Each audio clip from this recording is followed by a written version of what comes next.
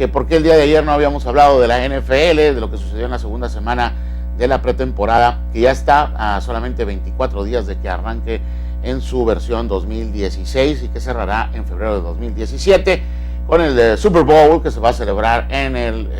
estadio de los Houston Texans, allá en el Energy Stadium del Houston. Bueno, pues este fin de semana hubo partidos muy interesantes y vamos a hablar rápidamente de los resultados antes de entrar en el tema que nos concierne el día de hoy sobre el balompié mexicano. Bueno, pues los Vikings vencieron 18-11 a los Seattle Seahawks, mientras que los Jets caen ante el equipo de los Redskins 22-18. Los Cowboys le dieron una aplastada tremenda en el emparrillado del AT&T Stadium, 41-14 a los Miami Dolphins, mientras que los Chargers vencieron 19-3 a los Cardinals. Panteras de Carolina, que fueron los recientemente contendientes por el Super Bowl y que recordamos lo perdieron ante el equipo de Denver. Bueno, pues vencieron 26-16 al equipo de los Tennessee Titans. Los Giants caen 21-0 ante los Bills de Buffalo. Los Ravens, el equipo de Baltimore, le gana por un punto de diferencia 19-18 a los Colts de Indianapolis.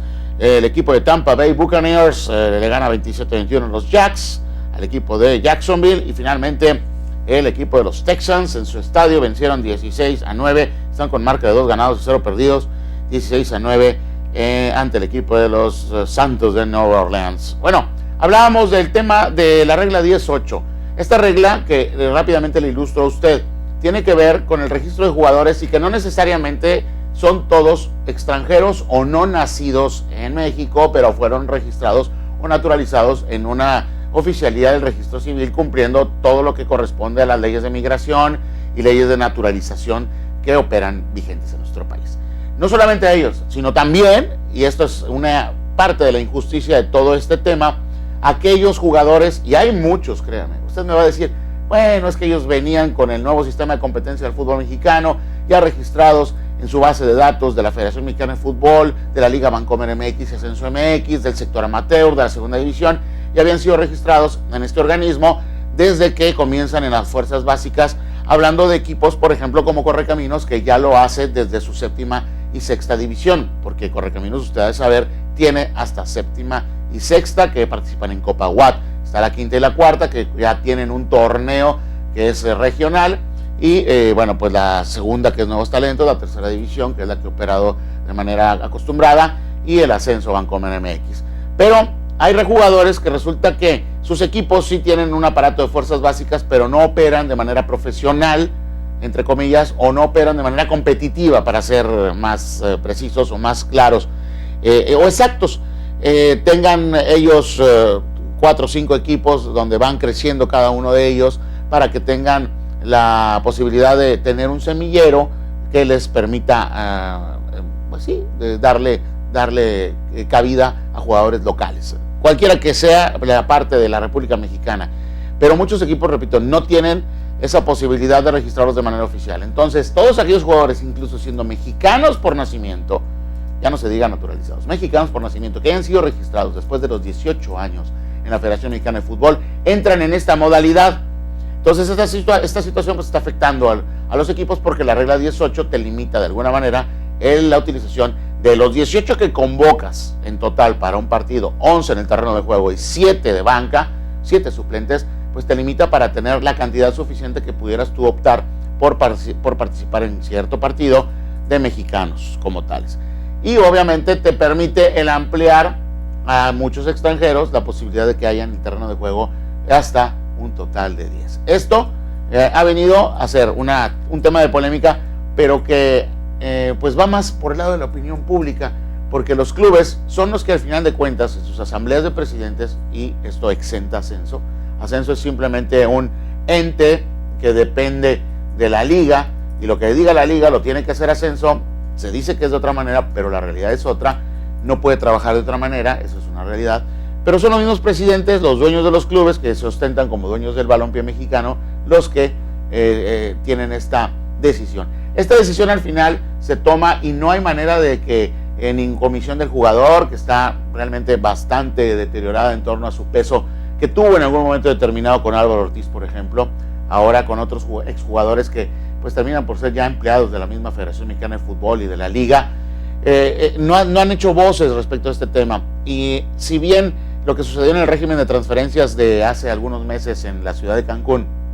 que fue realmente triste, ahora sí, ya no solamente vimos caras largas, ya no solamente vimos rostros desencajados, rostros de aquel que queda sin empleo y sobre todo con la incertidumbre de no poder considerar cómo en los próximos meses va a dar sustento a sus hijos o a su familia. No nada más eso, ya vimos lágrimas, vimos desesperación, vimos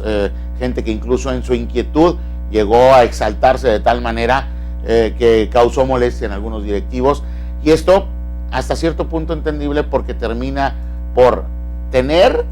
y esto es algo que desgraciadamente también la misma liga no ha podido entender, que aquí en México las cosas se dicen directas o no se van a entender conforme al supuesto mensaje que lleva de por medio. Y esta regla pues tiene que ver, y se lo digo así como tal, con la necesidad de bajar los sueldos de los jugadores mexicanos, que son bastante caros. Hay equipos que pagan a sus jugadores hasta 1,5 millones de pesos. Le puedo decir, por ejemplo, elementos que jugaban en los Rayados del Monterrey, que eran suplentes, y por un contrato jugoso que al final lograron realizar con una extensión de hasta 3 o 4 años, siendo suplentes ganaban 1,100,000 pesos, 1,100,000 pesos. Así se lo digo. El caso, por ejemplo, de Omar Arellano Jr., la Pinita Arellano, eso es lo que ganaba sin jugar con el equipo de Rayados. Imagínese usted cuánto ganan los jugadores que participan en selección mexicana, cuánto ganan jugadores que tienen una trayectoria importante. Esta situación me parece que fue dada, y lo que está provocando es que ya por lo pronto dejó a un casi 60% de jugadores que habían tenido actividad en el torneo anterior, en el inmediato, sin trabajo o con un trabajo a medias, donde se incorporan a clubes por una cantidad ridícula de un presupuesto que apenas les puede llegar con una nómina muy baja, mientras que sus compañeros que sí son titulares y por obviedad ganan mucho más. Pero se tuvieron que acomodar, y esto también tuvo desquiciado al cuerpo de representantes de los diferentes jugadores que no pudieron acomodar a sus elementos. Unos se tuvieron que ir a Estados Unidos a universidades, otros a buscar mejor suerte en Centroamérica. Pero la consecuencia, ¿cuál es la consecuencia? ¿Qué es lo que viene al final para esta regla que la 10.8, que opera también en Ascenso Bancomer MX, le va a dar al traste con un ente el cual es en este momento todavía objeto de polémica? Y me refiero a la selección mexicana. Todavía Jorge Vergara, dueño del equipo de Chivas, ayer declaraba que la culpa de la eliminación de México en los Olímpicos fue del Potro Gutiérrez, cuando fue Jorge Vergara quien no prestó jugadores, y que, mire nada más usted, al tal Salcedo, porque sí había dinero de por medio, lo dejó salir a la Fiorentina, y ya fue presentado, por cierto, el día de ayer, ya hizo exámenes médicos, fue recibido por aficionados allá en la bella Italia, pero ahí sí no hubo problema ni pataleo por el señor Jorge Vergara, pero sí en torno a una descalificación de la selección mexicana que me parece tenía una expectativa mucho mayor y que no se aprovechó. Pero bueno, ese es otro boleto. Esa situación va a ir deteriorando la presencia de jugadores mexicanos en la selección nacional. ¿Habrá tal vez naturalizados que les alcance? No lo sé. Porque aquí está comprobado que hay jugador extranjero que viene de Argentina, de Chile o de Brasil, que Brasil es un poco más limitado, pero de Argentina, de Chile o de Uruguay, y tiene una buena campaña, no prevalece, se va a Europa con un contrato más jugoso, o si usted lo quiere, tal vez con menos dinero de por medio, pero un escaparate mucho más amplio. Y repito, la selección mexicana va a terminar por ser lo que es ahora en este momento Inglaterra, por ejemplo, donde se habla mucho de su Premier League, o la de España, que todavía le alcanzó una generación, pero que venía trabajando con una base importante del Barcelona y del Real Madrid, y que fue campeona del mundo en el 2012. Pero nada más. No habrá más para la selección nacional si esto no se corrige en corto tiempo. Y tendremos una selección mexicana con muchos jóvenes que se tendrá que buscar de los diferentes equipos que manejan fuerzas básicas, la sub-20, la sub-17, la sub-15, y no habrá competitividad al respecto. Y no solamente si de por sí ya dejará de ser el grande de la CONCACAF o el gigante de la CONCACAF, pues tendremos que estar encontrando otra vez, como sucedió en el inmediato anterior ante Nueva Zelanda, una reclasificación para poder acceder a un certamen como lo fue Brasil. Contra todo lo que usted quiera decir, guste y mande de pronósticos, por encima de todo será esto: la ausencia de una generación que se termina por perder, que es esta que llega con la sub-23, pero atrás no viene absolutamente nadie. Y los intereses de los clubes por los torneos cortos, de dar resultados rápidos, por lo que también tiene que ver con las celebraciones, porque de los 100 años del América, los 100 años del Atlas, y esa necesidad de hacerse llegar recursos a través de la mercadotecnia, siendo un producto importante, un producto útil, bueno, pues esto será muy importante de analizar, y créame, también tendrá que ver mucho el aficionado, porque conforme vayan dándose los resultados buenos, habrá gente en los estadios, habrá gente en las redes sociales y consumirán los productos que anuncie en su alrededor, en su entorno, el mismo seleccionado nacional, los mismos equipos. Si los resultados son magros, los resultados son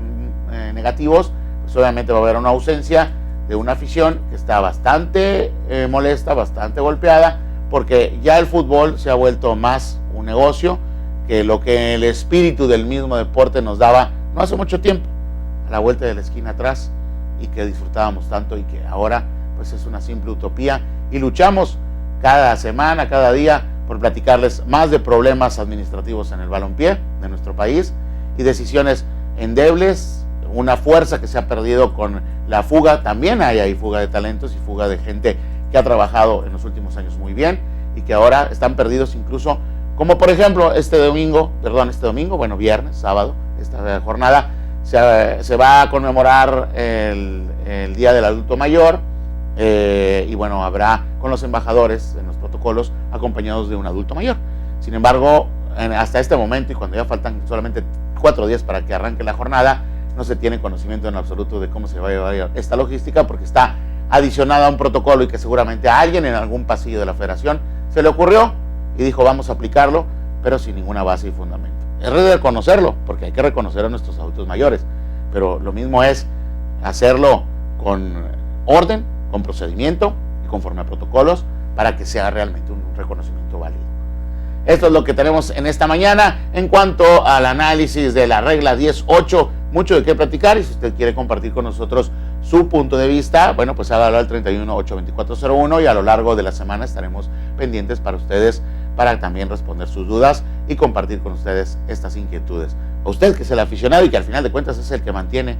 porque si bien dicen que de las entradas no viven los equipos, pero usted consume a través de la televisión, se pagan derechos a través de los productos, de las playeras y todo lo demás. Usted es quien mantiene a los equipos y tiene también el derecho de levantar la voz. Vamos a una pausa comercial, regresaremos después de mensajes con Claudia Vázquez y más de BRT Noticias. Que tenga usted un excelente día.